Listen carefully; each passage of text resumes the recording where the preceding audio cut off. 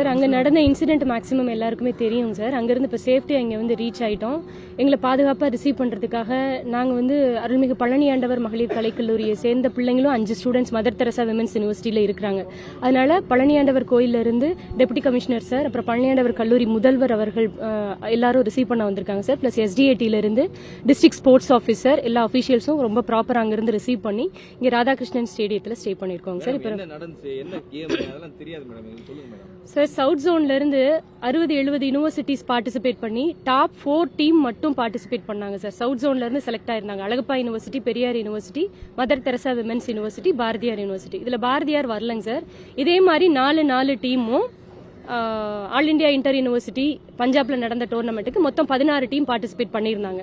இதுல நம்ம சவுத்ல இருந்து 3 யூனிவர்சிட்டி. லீக் மேட்சஸ்ல ஃபர்ஸ்ட் பெரியாரும் அழகப்பாவும் விளையாண்டதுல ரொம்ப ஒருதலை பட்சமா செயல்பட்டதுனால அவங்க லீக் மேட்சஸ்லேயே வெளியில போற மாதிரி ஆயிடுச்சு. Mother Teresa women's university first league மேட்சஸ்ல ஓரளவு நல்ல லீடிங்ல பாயிண்ட்ஸ் இருந்ததுனால அவங்களால ஒன்றும் பண்ண முடியல. நம்ம குவார்டர் ஃபைனல்ஸ்க்கு செலக்ட் ஆனோம்.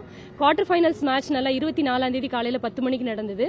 இந்த டோர்னமெண்ட் கடைசி முடிய போற ஒரு 5 நிமிஷத்துல ஒரு நம்ம புள்ள அங்க ரைடு போயிருக்கும் போது அவங்க தாக்க முயற்சி பண்ணாங்க. நம்ம பொண்ணும் அந்த இடத்துல தற்காப்புக்காக செயல்பட போய் அவங்க டீம் மெம்பர்ஸ் எல்லாரும் சேர்ந்து நம்ம பொண்ணை தாக்குனதுனால அந்த இடத்துல ஒரு 5 நிமிஷம் ஒரு கைகலப்பாயிருச்சு. அப்புறம் உடனே எங்க யூனிவர்சிட்டிய வைஸ் சான்சலர் பிளஸ் எங்க லோக்கல் மினிஸ்டர்ஸ், உணவுத்துறை அமைச்சர், அப்புறம் எங்க லோக்கல்ல இருக்கிற எல்லா அமைச்சர்களும் சேர்ந்து உடனே தகவலை டெபுட்டி சிஎம்க்கு கொண்டு போனாங்க. டெபுட்டி சிஎம் உடனடியா எங்களுக்கு, அதாவது ஒரு டிஎஸ்பி வந்து அங்க லோக்கல்ல கிட்டத்தட்ட ஒரு ரொம்ப பாதுகாப்பின்மையா நாங்க உட்கார்ந்து இருக்கும்போது டிஎஸ்பியும் எங்க பக்கத்துல உட்கார்ந்து இருக்கிறாரு லோக்கல் பஞ்சாப்ல. சார் ஒரு நிமிஷம் டெப்டி சிஎம் இஸ் காலிங் அப்படின்னு நான் சொன்னதுக்கு அப்புறம் அவங்களுடைய எக்ஸ்பிரஷன் எல்லாமே மாறி அப்ப இருந்து எங்களுக்கு ரொம்ப பாதுகாப்பான சூழல் உருவாயிருச்சு.